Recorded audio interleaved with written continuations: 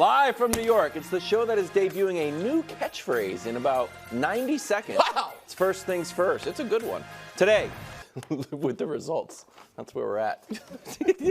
Your reaction to that? Well, I don't know. I'm going to let you go. I mean, live with the your feelings are pretty clear. Hey, we're going to live with the results. What's going to happen? I mean, live with the results, Brew, is something LeBron's been saying since you were going to his practices his third year in the league in Cleveland. I happen to think it was a perfect answer. Perfect answer. Yeah, I think it's exactly the type of answer you would want. Not giving bulletin board material and not adding extra pressure to your teammates, who a guy like D'Angelo Russell, it could have real impact on. I'm not picking on D'Angelo, but just because he had such a rough series. Wildes, on the other hand, cackled about it on the morning call, and now, I mean, go. So your response is already etched in stone. So I will try to convince Brew, because I think you are unconvincible, considering yesterday you tried to make me shave my head because you ran out of statistical reasons. No, that's not. I just thought it would be a fun gag. So I'll try to convince you, Brew. All right. So here's my real question. What changed? What changed from how the Lakers were talking after the championship to what happened now that they have a chance to have their revenge? Because we saw in the parade, Mike Malone referred to as the Lakers' daddy. Nobody liked that. Then Mike Malone mocked LeBron's flirtation with retirement. Yeah. And LeBron went on his Instagram and responded with this. He's been in Europe for the past few days, so it didn't really hit his radar. But wave the flag on these lames. Please make being player cool again. Because the lame machine is at an all-time high. Enjoy your light, but just know I'm the sun I stay on forever. So it did bother him this summer when he was in Europe. Now, did it bother Darvin Ham? Well, yeah. Because he went on a podcast with Chris Haynes and said, this was the headline, Lakers Ham sends warning to Nuggets Malone. This blank ain't over. Okay. Then in media day, Anthony Davis weighs in, and it's been on his mind. It was just a lot of talking. The Lakers' daddy, there was just so much of that going on. It was like, all right, we got it. Y'all won. But me and Bron had some conversations like, we can't wait, bro. And then what happened? Game one that I called a must-win, they lost by 12. Then they went home and lost by 8, even though AD had a good game at 32 points. Then they lost by 10 at home. And like, you know what?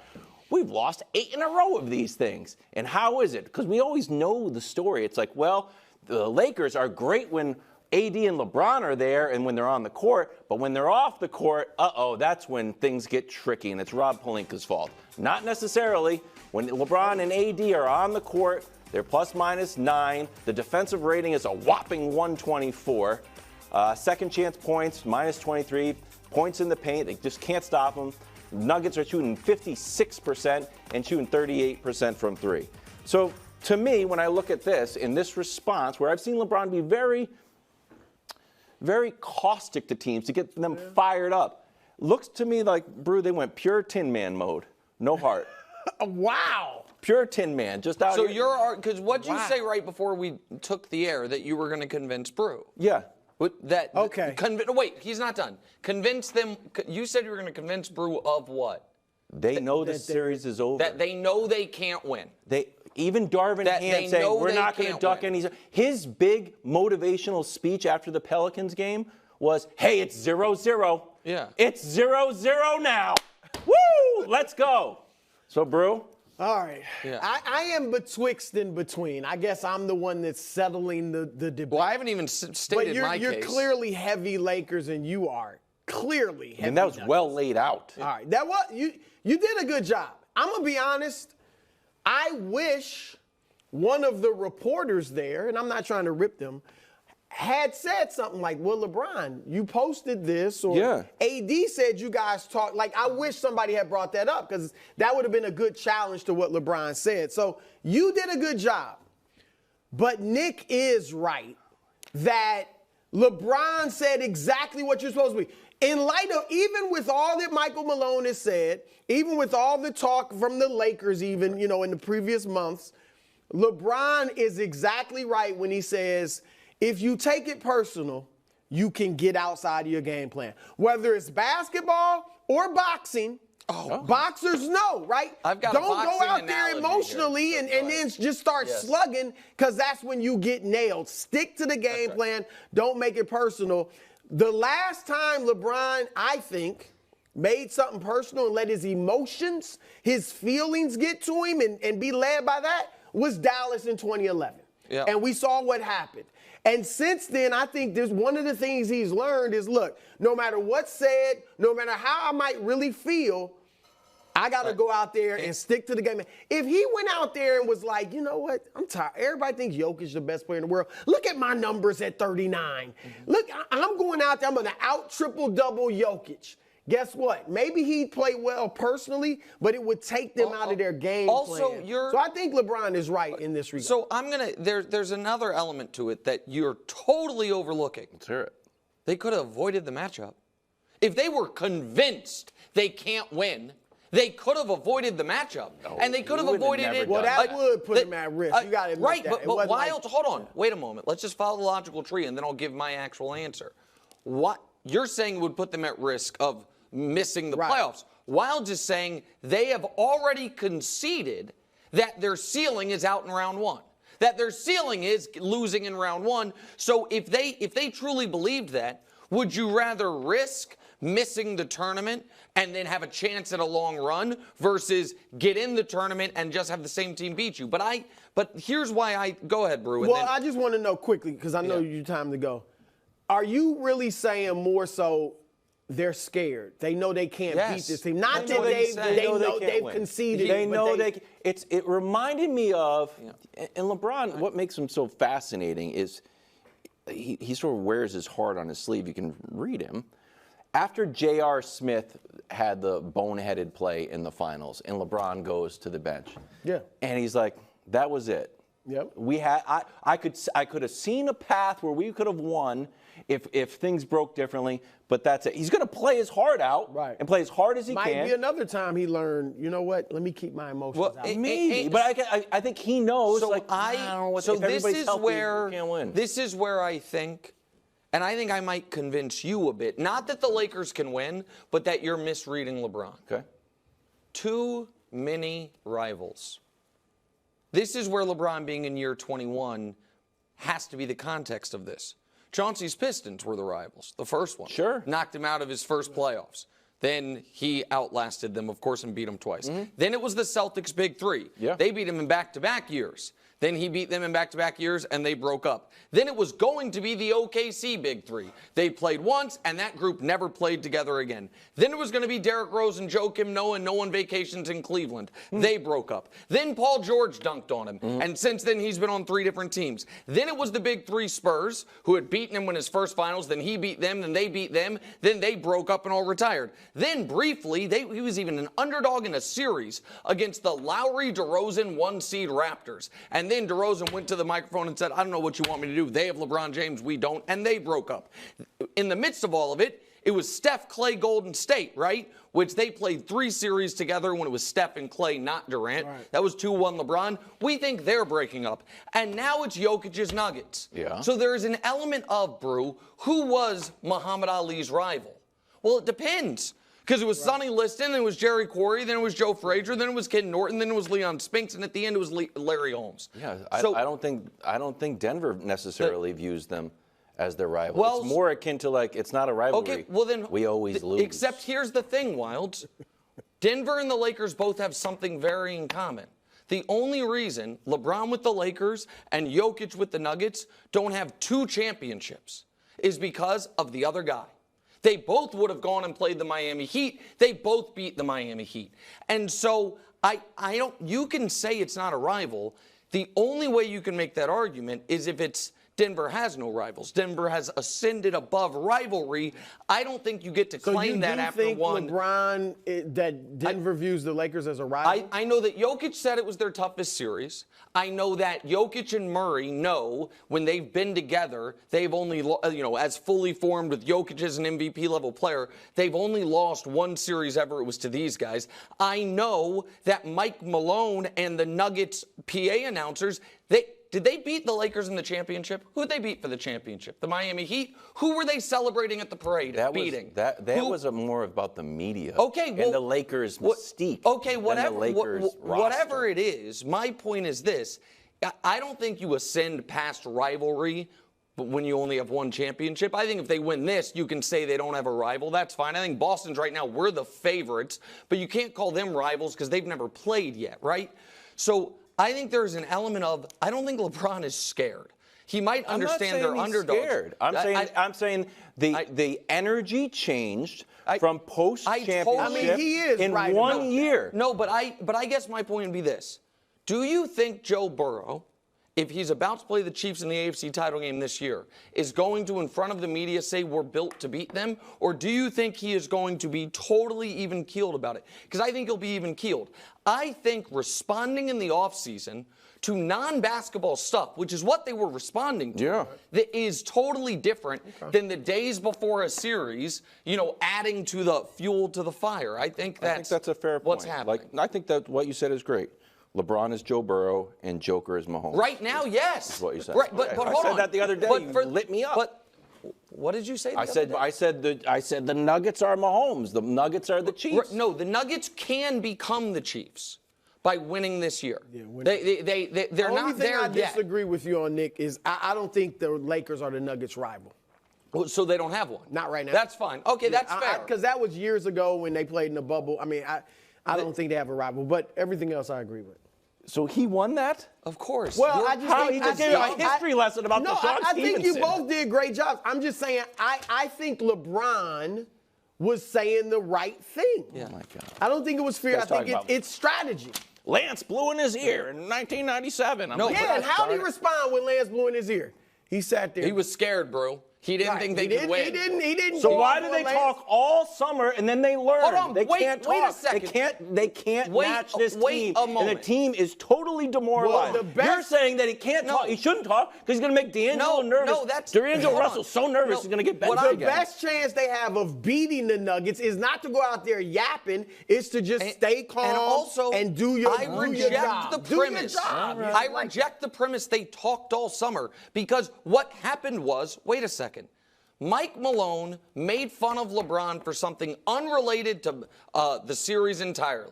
He made fun of him about contemplating retirement. And LeBron sent one Instagram post about Mike Malone like, hey, man, basically, watch your mouth. That was not talking trash to the Nuggets. That was a person-to-person, he and Mike Malone. You did a lot of research on this. Has LeBron said anything else about the Nuggets all summer? You could say one thing. It was just one thing. So that's not talking all summer. And his coach said the blank isn't over. Yeah. Because they knew they were going to play them again. And they are now. Did. I think it's strategic mode now. When Floyd Mayweather, when Conor McGregor was talking all that mess, even took his hat off and all that stuff, he remained cool. All right, we're going to settle it in the ring. Because he knows, don't make it personal. Just stay strategic. You made great points. I agree. But LeBron's got the right Before mentality. we move on, if they were scared, how would they respond? They would have avoided the matchup. Okay, that's on the board. They would have thrown a game. Maybe. Then that's fair. Since they didn't throw a game. Because you would think about it. Now, granted, maybe it would have been Golden State, which still is beating you 3 out of 4 this year. But Sacramento had beaten you 8 out of 9. I don't think they would have thrown it. That's terrified. I'm just saying scared. That's terrifying. I don't know how they would have responded. But I don't think this is fear. I think it's strategy. Okay. Like they're responding now. Tip-off set for 8:30 tomorrow night in Denver. Right now, the Lakers are 7.5-point underdogs. Last time the Lakers were in Denver, opening night where they lost by 12. Brew, do you want to go here first? I can. Okay. What are the chances the Lakers steal Game 1? I don't think they will. But I think this game is more important to Denver. I do think that. Not that it'll switch my pick, because I got Denver in 6. Won't switch my pick. But if you're Denver and you win this game, now the Lakers, it's like, they beaten us 9 straight times. Nothing's changed. We've been winning with this lineup. Nothing's changed, all right? If Denver loses Game 1, again, I think they still will win the series. But now there's pressure on you to win Game 2. Not by that. You got to win Game 2. If they win Game 1, if they lose Game 2, it's still like, okay, we're good. But if you lose Game 1, you have to win Game 2. Yeah. So I think that I don't think the Lakers will win this game, but I think the pressure, not pressure, but it's more important to Denver to win this. So listen, the Lakers last year, the way they won their first 2 series was steal game 1 and then win at home. They didn't win a bunch of road games, and I understand Denver's this massive home court advantage. If you win game 1, you don't have to win there again, and you can win the series in 6. Now, I heard Wildes talking to his buddy Bill Simmons. Simmons brought up the point that if the Lakers were going to play Denver, round 1 was the time to play them, and Wildes, instead of laughing at him the way he laughed at me when I mentioned that, he was like, oh, that's a good point. I hadn't heard that before. Oh, wow, that was where'd you come up with that, Bill? No, of course, he gave me credit. He acted like it was totally new information. It's unbelievable. This guy, you get him off this set, and he just, all loyalty's out the window. I've said that was a good idea. But here's the point. I'm being a little unfair to Wildes there. I'm just jealous I haven't been invited on the pod. The question is, how are they going to close? Because last year, that's where the series was lost. And this year, that's where the Lakers have won. Not against Denver, obviously. I'm saying that's where. So I just want to run through a few of these full screens quickly to remind people. Last year, in the conference finals, LeBron was bad in the 4th. There's no way around it. His field goal percentage fell off of the cliff. He was bad. He looked gassed. He obviously couldn't hit a shot. Also kind of hurt. Yeah, well, yeah. I mean, I felt that way, and I'm not trying to use it as an excuse. I agree, but I think that's fair. This year, I know he didn't show up on anyone's Clutch Player of the Year ballot for some reason, it would seem. This year, LeBron led the league in 4th quarter scoring, was 4th in the league in 4th quarter field goal percentage, and in clutch games, the Lakers and LeBron, we can show it to you, they were 19-9 in clutch games. The 3.5 points sounds like a low number, but keep in mind, you're talking about the waning minutes of the game. And it was 3rd in the league in shooting percentage in the clutch. So if LeBron is good in the 4th quarter, that to me is enough to turn. Last year, if he was good in the 4th quarter, that series goes 6 or 7 and Denver wins, in my opinion. Like that's how close those games were. I think Denver wins that series 9 out of 10 times, but I think 1 out of 10 is the sweep that we saw. So I think they can steal game 1. They are rested.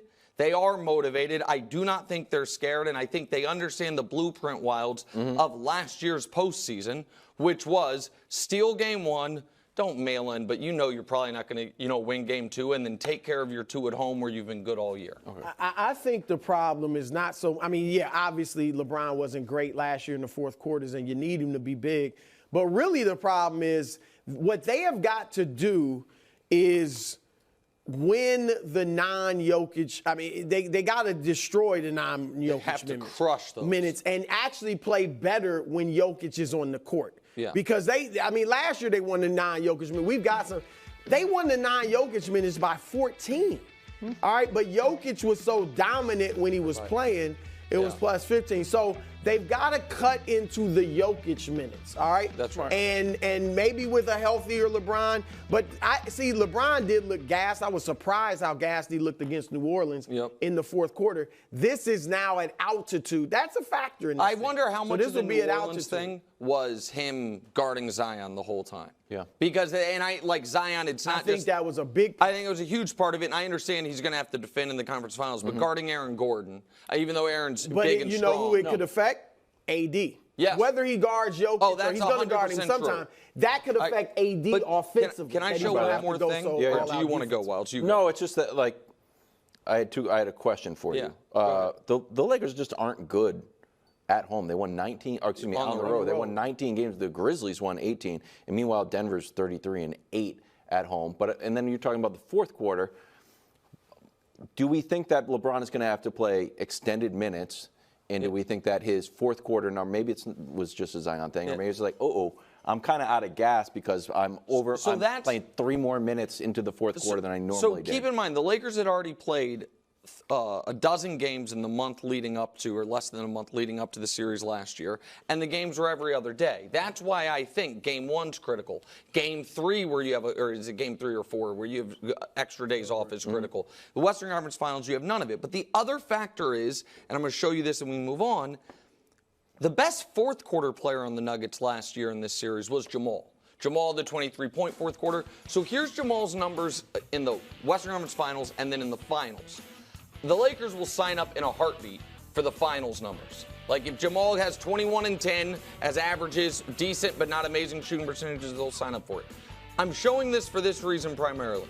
Western Conference Finals, the number one guy guarding him was Dennis Schroeder. Had a brutal series on both sides.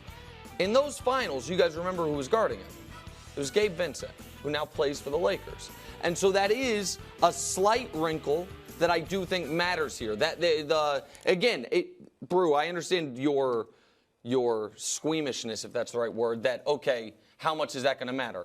I'm not talking about world-changing differences, but slight differences that turn games the Lakers were, down 3 with a minute left into games they're up 1 with a minute left can flip a series. And so that's... Denver controlled the 3 games this season. I mean, no even though doubt some of them were close, the Lakers led for about 30 minutes of the 3 games. There's no question about it. And Denver, I think they're the best clutch team in the league because their execution is so great, and obviously Jokic is great. So it'll be interesting. Maybe. Between the Murray stopper and Rui, the Joker stopper. I didn't say the Murray stopper. I was 21 and 10 on 45-38. Great, very good, but it's not 33 a game.